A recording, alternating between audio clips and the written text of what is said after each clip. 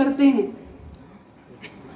उसी के कारण हम सबको निरंतर डॉक्टर सोनेलाल पटेल जी के बताए हुए मार्ग पर चलने की प्रेरणा भी मिलती है। तो इस स्नेह को बनाए रखिए, अपना आशीर्वाद हम सबको यूं ही देते रहिए।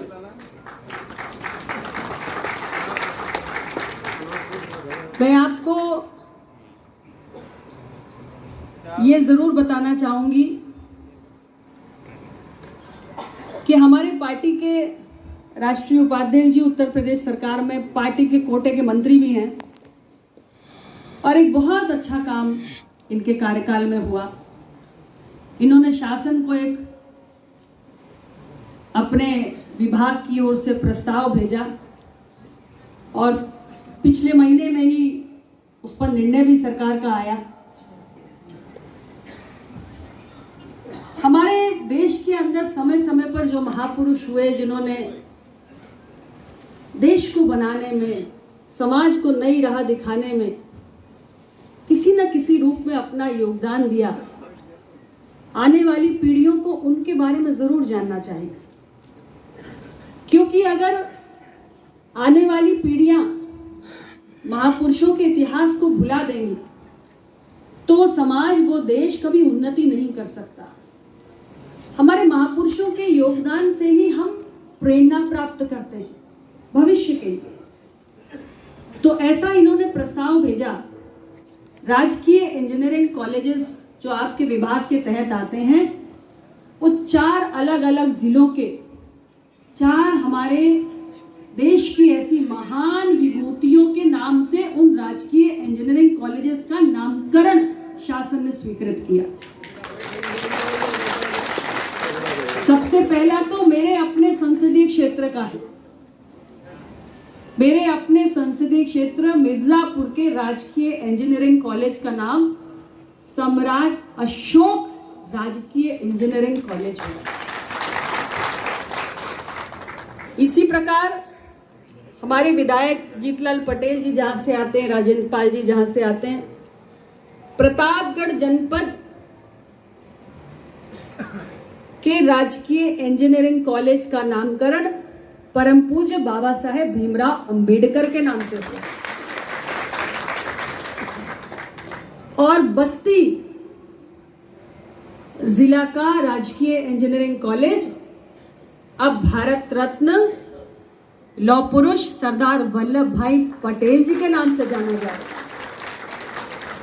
और इसी प्रकार मैनपुरी का जो हमारा राजकीय इंजीनियरिंग कॉलेज है, वो लोक माता देवी अहिल्याबाई होलकर के नाम से जाना है। हमारी पार्टी इस किस्म का प्रयास करती रहती है।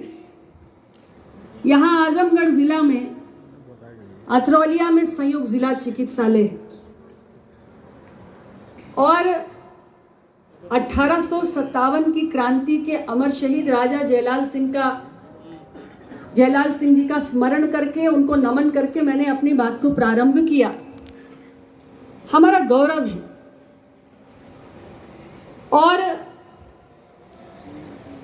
उनके नाम पे इस जिला चिकित्सालय का नाम हो, ऐसा अनुरोध 2021 में मैंने ही उत्तर प्रदेश के माननीय मुख्यमंत्री जी को किया था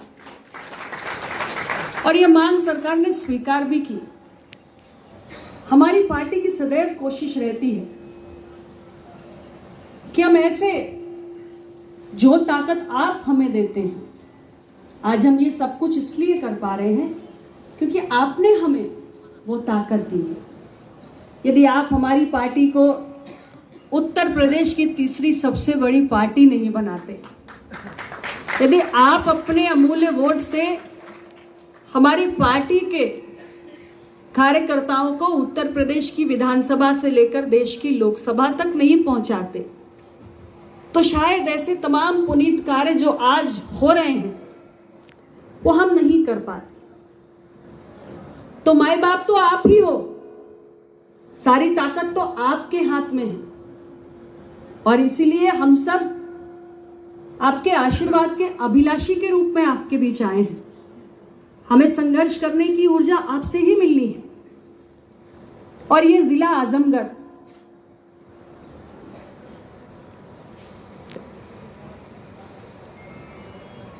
और एक और बात जो मैं बताऊंगी, मैं जिक्र करना भूल गई।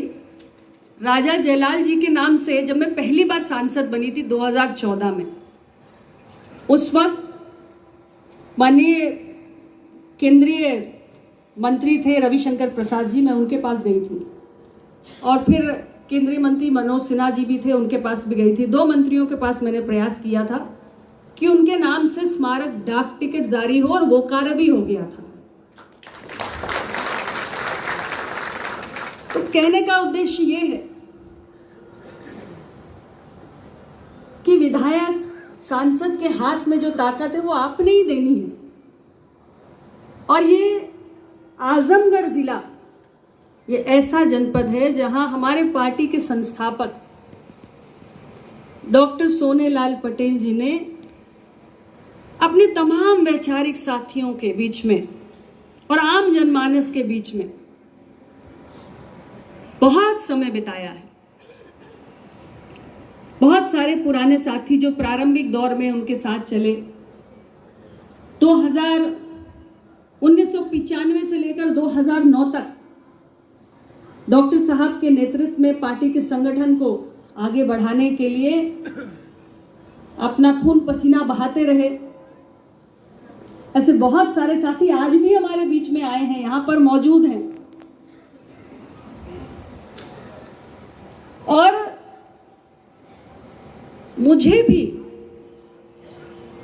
आपके बीच में कई बार आने का अवसर मिला। कई बार तो मैं चुनावी सभाओं में आई,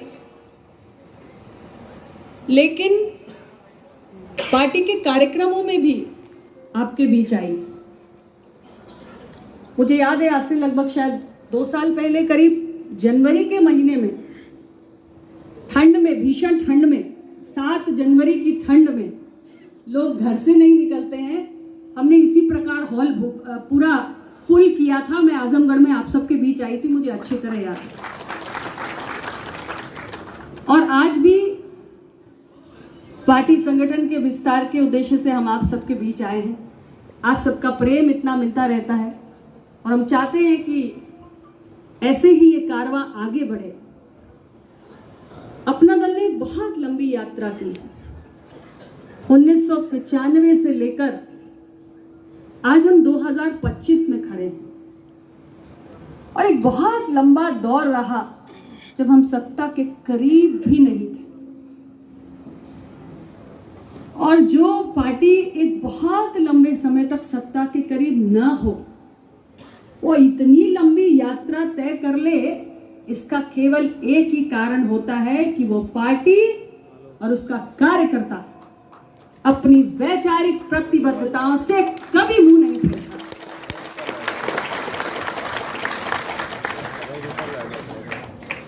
आज देखिए ना, हमारे भाई शफीक अंसारी जी यहाँ बैठे हुए हैं, डॉक्टर सुनील पटेल जी हमारे अभी आपके बीच में नहीं, आज प्रधानमंत्री जी बनारस आए इसलिए उनको रुकना पड़ा, हर कार्यक्रम में होते हैं। आपकी पार्टी उत्तर प्रदेश के पश्चिमी छोर से, रामपुर से, जहां से हमारे भाई शफीक जी आते हैं, वहां से लेकर पूर्वी छोर तक, बनारस तक पहुंच गई, बुंदेलखंड में पहुंच गई। मतलब ये हमारे जितने माननीय विधायकगण बैठे हुए हैं, अलग अलग जिलों से पूरे प्रदेश के अंदर विस्तार हुआ पार्टी का। और ये कोई जादू नहीं है, दिस इज नो मैजिक। ये शुद्ध रूप से कड़ा परिश्रम है और हमारे कार्यकर्ताओं की निष्ठा है, जिसके कारण पार्टी का आज ये विस्तृत स्वरूप हमें दिखाई पड़ रहा है। और हमें पार्टी को और विस्तार देना है, क्योंकि जब हमारे चुने हुए जनप्रतिनिधियों की संख्या बढ़ेगी, तब हम अपने एजेंडा को और भी ताकत के साथ, और भी क्षमता के साथ आगे बढ़ा सकेंगे। अभी तक जितनी भी ताकत आप जैसे साथियों ने हमें दी, उसके आधार पे उत्तर प्रदेश की विधानसभा से लेकर देश की संसद तक वंचित, पिछड़े, दबे कुचले, पसमानदा,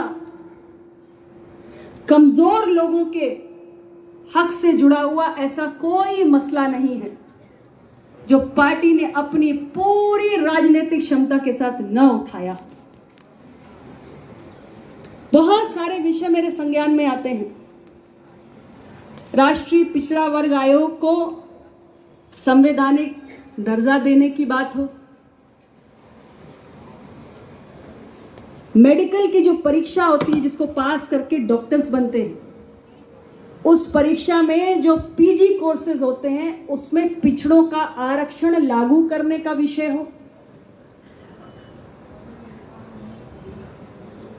देश के अंदर जो हमारे ओबीसी के क्रीमी लेयर की आय सीमा बढ़ाने का मसला हो,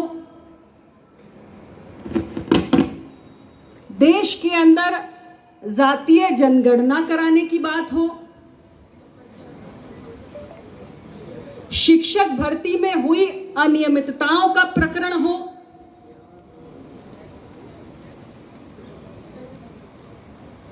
या संविदा पे दी जाने वाली नौकरियों में वंचित वर्गों के अधिकार की बात हो, ऐसा कोई मसला नहीं है जिसके लिए अपना दल ने आवाज नहीं उठाई। हमारी जितनी राजनीतिक ताकत है, जितनी राजनीतिक क्षमता है, हमने उसका भरपूर उपयोग किया और जिस फोरम पे आवश्यकता हुई हर उस फोरम पे हमने लड़ाई लड़ी। और आप सबके बीच मुझे ये कहते हुए गर्व होता है कि बहुत सारे मसलों का समाधान हुआ है, बहुत सारे मसलों का समाधान हुआ है। कुछ मसले बाकी हैं, लेकिन संघर्षों से ही रास्ते बनते हैं और इसलिए समय समय पर दबे कुचले, पिछड़े, दलित, कमजोर लोगों के हक अधिकार से जुड़े हुए जो भी मसले हैं उनका समाधान हो, इसके लिए जरूरी है कि हम जमीन पर अपनी ताकत पैदा करें, क्योंकि जमीन की ताकत से ही चुने हुए जनप्रतिनिधियों की संख्या में वृद्धि होती है। और मुझे आज यहाँ डॉक्टर सोनेलाल पटेल जी के कहे हुए शब्द याद आते हैं। जो पुराने साथी हैं उन्होंने तो कई बार उनके भाषण सुने होंगे।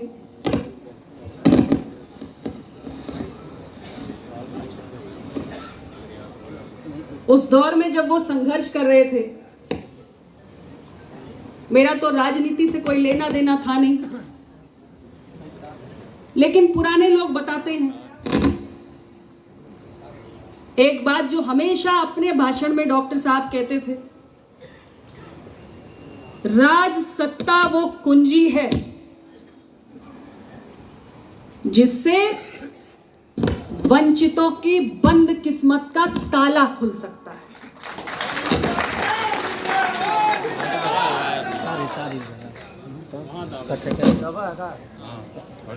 अब ये कुंजी कहाँ रखी हुई है? कुंजी तो रखी हुई है लोकतंत्र के मंदिर में, उत्तर प्रदेश की विधानसभा में और देश की संसद में। तो दबे कुचले वर्ग को अगर अपनी बंद किस्मत का ताला खोलना है तो उस कुंजी को प्राप्त करना होगा। यूपी की मजबूरी है, प्रिया पटेल जरूरी है। यूपी की मजबूरी है, प्रिया पटेल जरूरी है। वो कुंजी कैसे मिलेगी? हम तुम्हारे साथ हैं। प्रिया पटेल संघर्ष। लोकतंत्र के मंदिर का द्वार आपके लिए कब खुलेगा? वहां भी डॉक्टर साहब एक फॉर्मूला बता के गए। उन्होंने कहा, एक सबक दिया था, बिखरे हुए लोगों का कभी राज नहीं होता। बिखरे हुए लोग दूसरे को राजा बनाने के लिए लड़ते हैं। अगर आपको स्वयं राजा बनना है, लोकतंत्र के मंदिर में पहुंचना है और अपनी बंद किस्मत का ताला खोलने वाली कुंजी अपने हाथों में चाहिए, तो मेरे साथियों, बिखराव को भूलकर हम सबको एक झंडे के नीचे खड़ा होना पड़ेगा, एक झंडे के नीचे। और ये केसरिया नीला परचम हमारे स्वाभिमान, हमारे अधिकार का परचम है। और आज हम सारे साथी आपके बीच में आए हैं यही अपील करने के लिए कि डॉक्टर सोनेलाल पटेल जी ने जो स्वाभिमान का परचम हमारे हाथों में दिया है, आइए हम सब मिलकर पूरी मजबूती के साथ उसे झंडे के नीचे इकट्ठे हो जाएं, अपनी ताकत को बिखरने नहीं दें। और इसके बाद देखिए, जो अपना दल आज उत्तर प्रदेश के अंदर तीसरी सबसे बड़ी पार्टी है, उसे उत्तर प्रदेश की नंबर 1 की पार्टी बनने से कोई ताकत रोक नहीं सकती।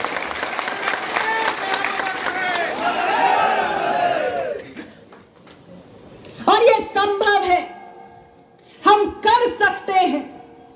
सिर्फ बिखरने की जो हमारी प्रवृत्ति है उसको त्यागना होगा। मछली की आंख की तरह अपने लक्ष्य पर दृष्टि केंद्रित कर लीजिए। आपका लक्ष्य है वो कुंजी। हो सकता है बगल में खड़े हुए मेरे भाई से मुझे थोड़ी सी शिकायत हो, लेकिन ये बात बहुत छोटी है। मेरी निगाह उस पर नहीं, मछली की आंख की तरह उस कुंजी पर होनी चाहिए। और वो कुंजी मुझे मेरे हर भाई के साथ खड़े होकर ही मिल सकती है। और जिस दिन ये छोटी सी बात आप सबने समझ ली, उस दिन आपको लोकतंत्र के मंदिर में प्रवेश करके अपनी बंद किस्मत का ताला खोलने वाली कुंजी प्राप्त करने से कोई ताकत नहीं रोक सकती है। इसलिए मेरे भाइयों, मैं आप सबसे यही अनुरोध करूंगी कि आप सब अपना दल को और ताकत देने का काम कीजिए, संगठन के विस्तार में हमारा सहयोग कीजिए। मैं अपने कार्यकर्ताओं को कहना चाहती हूं, आम जन के बीच में अधिक से अधिक जाइए। हर चट्टी चौराहे पर पार्टी द्वारा उठाए जा रहे विषयों की चर्चा कीजिए। पार्टी की बात तो जनता तक पहुंचाइए ही, जन भावनाओं को भी पार्टी के फोरम पर लेके आइए। एक कार्यकर्ता ही जनता और पार्टी के बीच का सेतु होता है। और अगर हमारे कार्यकर्ता ने उस सेतु की अपनी भूमिका को पूरी ईमानदारी और निष्ठा के साथ निभा लिया, तो निश्चित रूप से सामाजिक न्याय का जो एजेंडा डॉक्टर सोनेलाल पटेल जी हमें देकर गए हैं, हम उस एजेंडा को पूरी तरह लागू करने में कामयाब होंगे। इन्हीं शब्दों के साथ आप सबका पुनः मैं बहुत बहुत धन्यवाद देना चाहती हूं। आप इतनी बड़ी संख्या में आए, आपने हम सभी कार्यकर्ताओं की हौसला अफजाई की है। आगे भी ऐसे ही आपका प्यार मिलता रहे। नमो बुद्धाय, जय अपना दल।